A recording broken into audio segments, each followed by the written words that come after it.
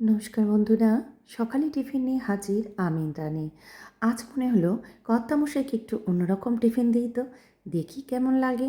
রোজ তো রুটি তরকারি খান, তাই আজকে করলাম কড়াই একটু ঘি দিলাম, তার মধ্যে একটু বিনস কুচি, আর এদিকে বেল পেপারগুলো ইয়েলো রেড ছিল, আর মাশরুম একটু বয়েল করে সামান্য গরম জলে বয়েল করে রেখে দিয়েছিলাম, দিয়ে দিলাম।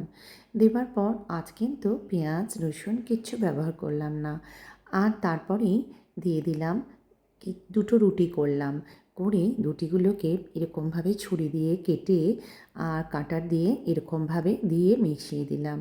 এর সঙ্গে ননভেজের দিন তোমরা পেঁয়াজ কুচি, রসুন কুচি, আদা কুচি সব দিয়ে করলেও বাচ্চারা কিন্তু খুব ভালোবাসবে। আর করতেও বেশিক্ষণ লাগে না, খুব চটপট চটজলদি একটা টিফিন। একবার বানিয়ে দেখো। ওপর থেকে একটু গোলমরিচ দিলাম, আর তারপর যদি কেউ সস খাও, সসটা দিতে পারো। সকালে তো এটাই দিয়েছিলাম। কর্তামশাই এসে বলল, বাবা তোমার তো রোজ দিনকার দেখছি এক এক রকম টিফিন, বাহ দেখি খেয়ে কেমন হয়েছে। বলেছি কিন্তু ভালোই লাগলো খেতে।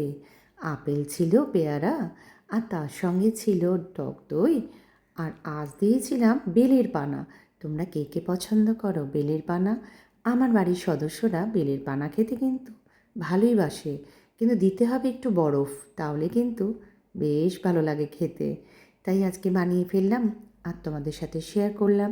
তোমরা কিন্তু এই টিফিনটা একদম বানিও, আর আমাকে জানাতে কিন্তু ভুলো না। টাটা।